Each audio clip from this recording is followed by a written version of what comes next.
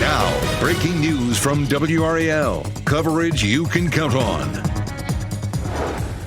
Fire damage. People forced to leave their apartments after a downed power line sparked a fire overnight.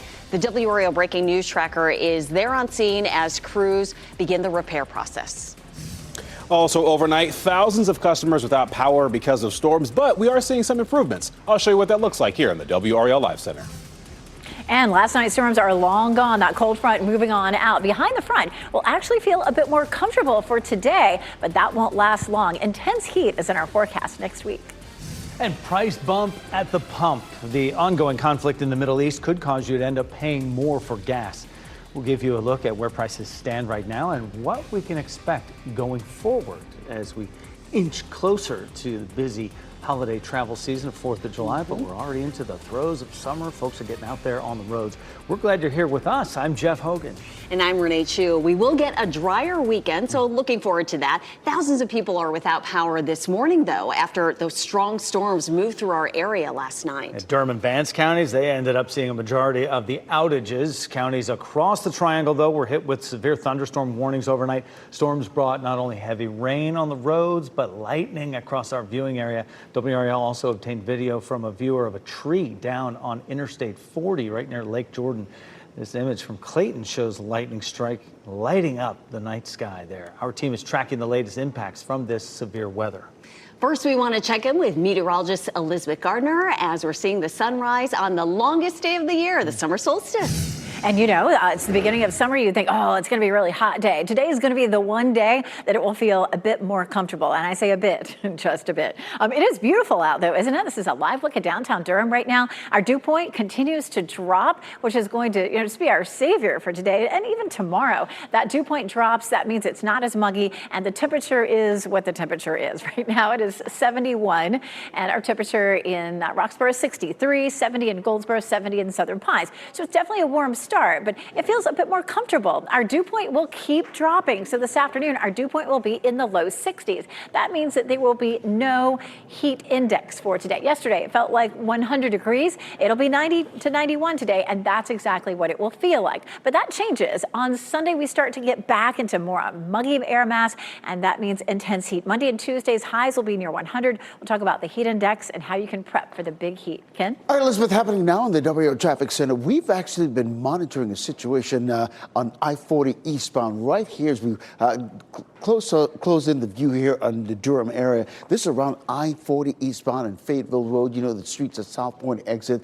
These are the eastbound lanes right there. And it's overnight construction that's in the process of clearing those westbound lanes as the exit to streets at South Point. So just in the next few minutes, that should be cleared. Shouldn't have any problems to worry about. Right now, you're looking at a 15-minute delay if you're caught in that situation. But again, it's overnight construction that's likely going to clear in the next few minutes. So it's as we widen out the view, all the other major routes really are delay-free at this hour. You're getting ready to head out the door. Tune us in on the radio, 101.5 HD3. Breaking news, more than a dozen people are out of their homes after a fire that broke out just after midnight at a Raleigh apartment complex.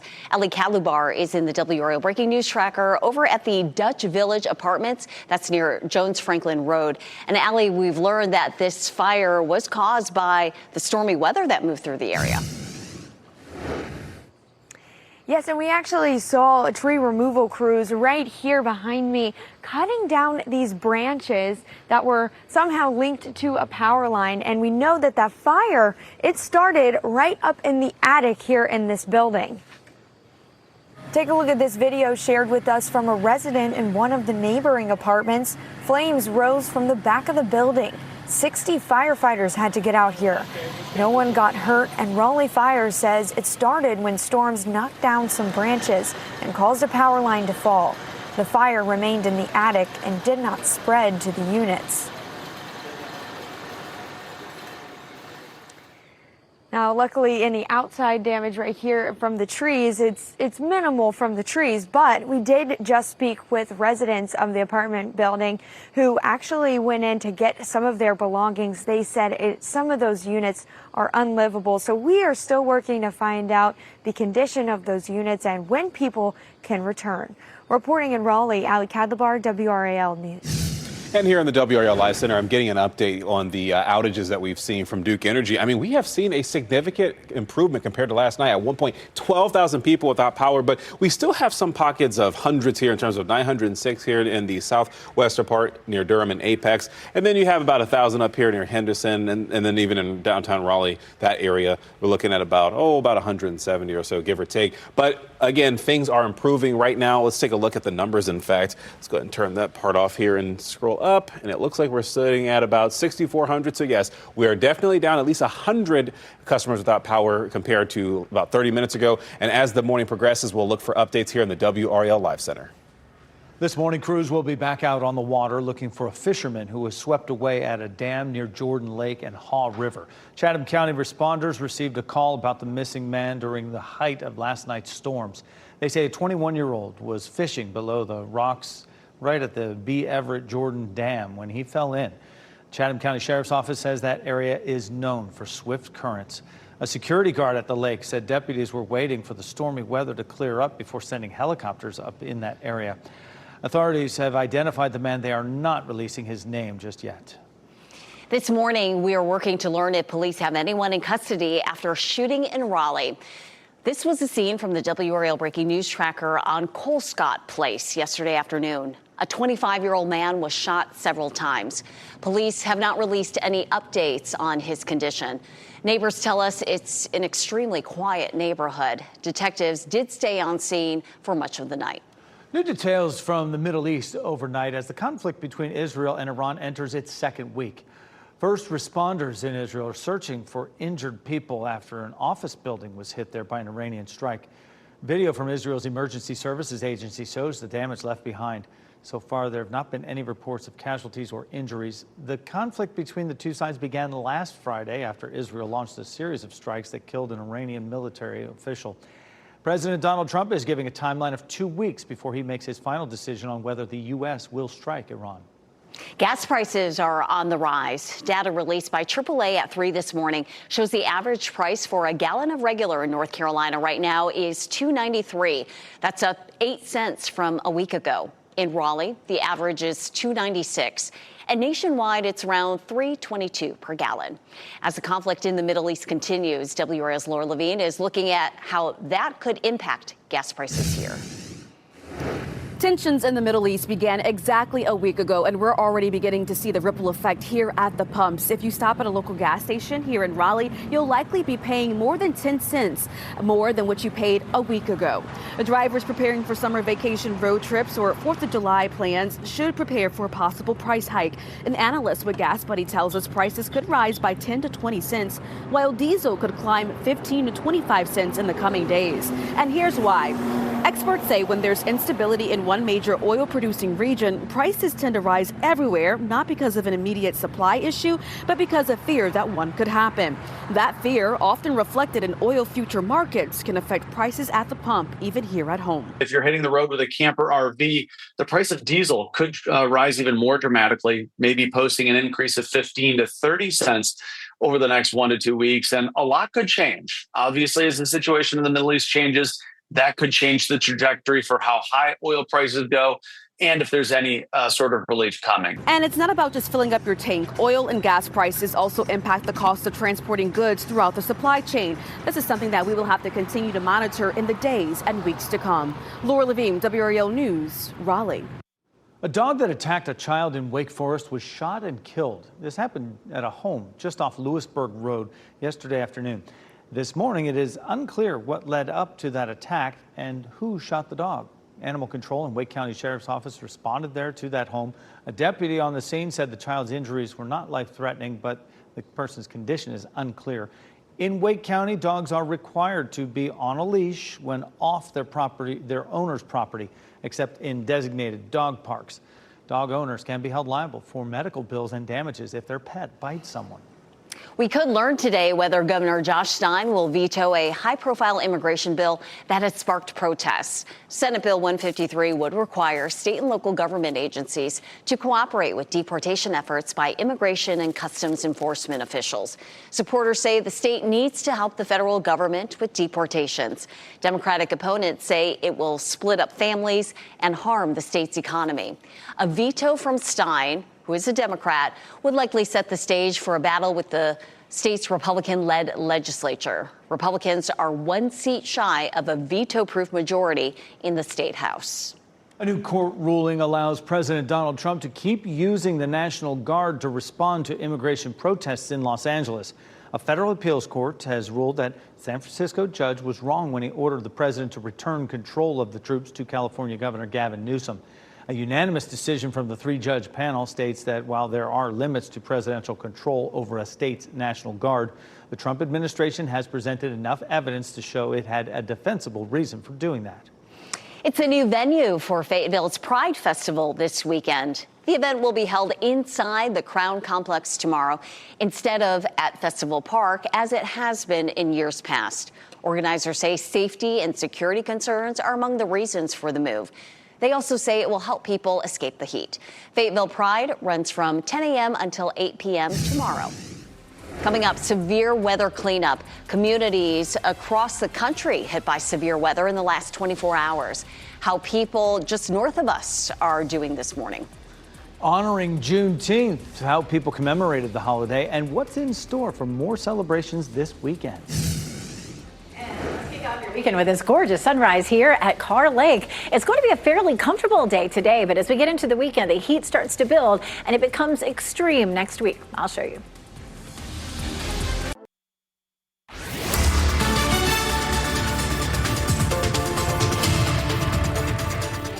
6:13, taking a live look outside right now. 71 in Wilson, 71 Durham, 75 in Fayetteville. Just a little bit of lingering cloud cover from storms yesterday. We saw 40 reports of wind damage across our viewing area. We'll take a closer look at who saw most of it coming up. But heading out the door this morning, it's warm. Our temperatures are mostly in the low 70s, but it's not quite as humid. And as the day goes on, the humidity will continue to drop. So if you're planning to get outside at some point over the weekend, and we count Friday as the weekend, today's going to be a great day to do it. At lunchtime, 83 degrees. If you want to take the kids out to the Gibson Play Plaza at Dix Park, which is so much fun, obviously you want to do it as early as possible. But take the bathing suits. There's a lot of water to play in. Temperatures will be in the low 90s for us this afternoon, and we will be rain-free. No heat index today, but boy, our heat really builds over the weekend. The hottest temperatures of the year so far come early next week. We'll take a look, Ken. All right, Elizabeth, happening now in the WRAL Traffic Center. That slowdown that we were seeing in those eastbound lanes of I-40 right there at Fayetteville Road completely cleared just about 10 minutes ago. Crews picked up the last of the traffic barrels and the orange barrels, so it's all free and clear this morning. As we widen out the view, give you a look at the big picture courtesy of a live traffic map this morning. You can see that delay is completely dissipated and all other major routes are delay-free at this hour. Ken, thank you. Breaking news. 2 people are charged after a 16-year-old girl was shot in Tarboro. Police say this happened shortly before 7 last night on Linden Street. The teenager was shot in the leg, and she was taken to the hospital for treatment. Police have issued arrest warrants for Zaquan Whitehead and Messiah Whitehead. The Triangle is not the only part of the country hit by severe weather over the last 24 hours. Look at some of this damage left behind in storms in Washington, D.C. Right in that area, video of a tree that fell down across the road. It actually fell down right on top of a car on Interstate 66, the Beltway. Numerous trees and power lines were down across D.C., Maryland, and Virginia as powerful winds and heavy rain rolled through during the evening commute. Thousands of people lost power last night as well. And both Reagan and Dulles International Airports recorded winds of more than 60 miles per hour. To commemorate Juneteenth, people in Raleigh honored Black soldiers who fought for their own freedom in the Civil War. The Capital City Juneteenth Celebration Committee held a tribute at Raleigh National Cemetery yesterday. They honored the U.S. Colored Troops. That's a regiment of mostly Black soldiers who fought for the Union. 26 of those soldiers are buried at Raleigh National Cemetery.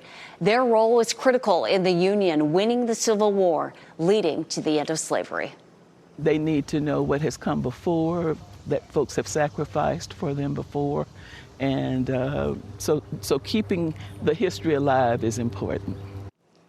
According to the African American Civil War Museum, the U.S. colored troops made up 10% of the Union Army and 25% of the Union Navy. More than 200,000 people are listed as a part of the regiment at the National Archives. Former President Joe Biden commemorated the Juneteenth holiday at a church in Galveston, Texas that calls itself the birthplace of Juneteenth. Large crowds gathered at the historic Reedy Chapel AME Church to remember the date June 19th, 1865. That is the day the last enslaved people learned about their freedom. That was in Galveston. This was 2 years after President Lincoln had signed the Emancipation Proclamation. In 2021, then President Biden made Juneteenth a federal holiday. And during the service, he was presented a plaque for his role in designating that holiday.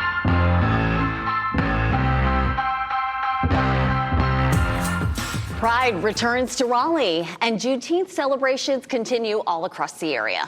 Let's take a look at WRAL's Out and About Best Bets for this weekend. Out, Raleigh's annual Pride event returns to the downtown area this weekend. The festival, focused on celebrating the Triangle's LGBT community, will bring family-friendly entertainment, local food and vendors, and a beer garden to Fayetteville Street. The main event runs from noon until 7 p.m. tomorrow. And all new this year, there will be an adult-focused Pride Night. That's tonight from 6 until 10.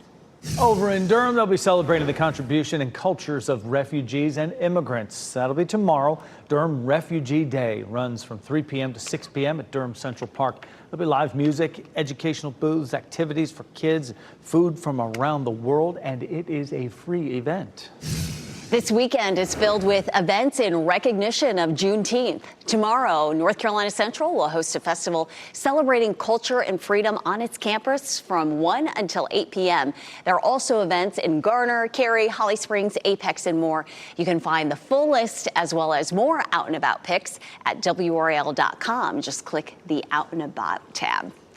And for those that have events tonight and into tomorrow, weather looking good for that. Yeah, you're in summer when you say 90 today. Not bad, right? It's going to be okay. All relative, isn't it, Elizabeth? It is. Oh, my goodness. Yeah, we had heat indices over the last couple of days, in some places up around 100. So we're going to, drop it a good 10 degrees in terms of the way it feels. And, of course, we're going to thank that cold front for that. But that cold front came with a price. We had a lot of reports of severe storms yesterday, but it's a beautiful start here at RDU with mostly clear skies. You can see that cold front moving well offshore at this point. Let's talk about what we did see. All the gray circles that you see were wind damage reports. So there was a lot of that, as many as 40 of those across our area. And we had some power outages as well. Of course, we're going to switch gears and take a look at our next weather maker, which is a high pressure system that builds in and brings us dangerous heat. We'll really start to feel the heat going up again by Sunday, and it's going to be intense for us next week. And really hardly any rain or thunderstorms in our forecast to help cool things down. As the high pressure system builds in, we'll have sinking air over us. That sinking air compresses and warms, and we call it a heat dome that sits over us. Our highs will be 95 to 100 and then feeling like up to 110 with the heat index. And this may be the strongest high pressure that we've seen this early in the year. So already Monday and Tuesday are WRAL weather alert days, high temperature around 100. We're really watching Wednesday as well. Wednesday may end up being a WRAL weather alert day as well. Those heat indices will be way up to almost 110. So what do you do about that? There are some people who work outside and there's just not a lot you can do except take a lot of breaks in the shade, make sure you're hydrating. Definitely, be very, very careful. The impact of high heat is cumulative. So maybe you did fine on Monday or even Tuesday, and then Wednesday is the day that you end up with some heat exhaustion. So just be very careful. Again, hardly any rain in the forecast for the next 5 days, but we're doing okay, actually. Our drought status completely clear. So all looking good. Just going to be very, very hot. You may want to start to think about watering your plants as well. Yeah, your gardens, that sort of thing. Will probably need some water with some of this intense heat, Ken. Some good advice, Elizabeth. Happening now in the WRAL Traffic Center. We're going to give you your window onto your morning commute. Here's a live look at I-40 and Wade Avenue. Traffic beginning to pick up just a little bit, but flowing nicely in all directions. Hey, it's Friday. You might have a weekend getaway or you're getting away for a summer vacation. We're checking all the routes heading to RDU International right now, and all the routes are delay-free, so you will get to the airport on time. Your flight, that's another story altogether. But as we widen out the view and give you those drive times coming into the capital city, nothing but delay-free if you're using any one of those major routes. Similarly in Durham, if you're heading into Durham for any reason whatsoever, all those routes are delay-free as well. You're getting ready to head into the car. Tune us in on the radio, 101.5 HD3. Thanks, Ken. Still ahead, THC crackdown. Lawmakers in some state senates have advanced a bill that would place new restrictions on cannabis products in our state. We'll tell you what the new proposals are and what is next for that bill.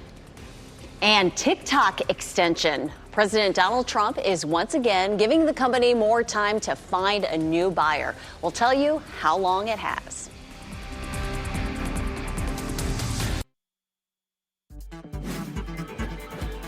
This What's Trending report, sponsored by Rug & Home.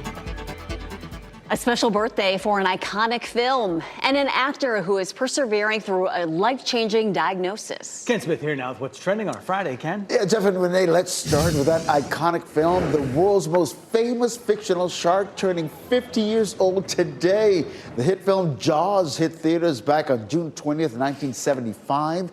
The film largely is credited with ushering in the summer blockbuster era and making legendary director Steven Spielberg a household name. Yeah, brought in $250 million at the box office, kept about the same number of people out of the water for long periods of time.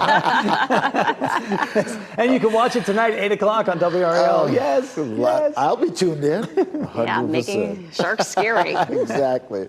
Hey, get this. Grey's Anatomy star Eric Dane hitting the red carpet after recently announcing his battle with ALS. Dane was at an event for his new series on Amazon Prime, Countdown. The 52-year-old actor announced his diagnosis back in April. Yeah, and he said in an interview earlier this month, he's not letting the disease slow him down. He vows to keep acting, and he says it feels great to be on set, and as long as he can do it, he's going to keep doing it. Good for him. And he stayed, you said in an interview, he's putting himself out there and talking about this a lot. All right, Ken, thank you. Coming up next, power line fire. More than a dozen people are displaced this morning after an apartment fire was sparked by downed power lines. We'll tell you how crews are working to get things back to normal. Price hike at the pump. Gas prices are on the rise. We'll tell you what they are now, and we'll break down the cause for it. And if you're an outdoor exercise person, here's your window. Between now and lunchtime, it's going to feel fairly comfortable outside, but intense heat is on our way in a few days. I'll show you when it arrives.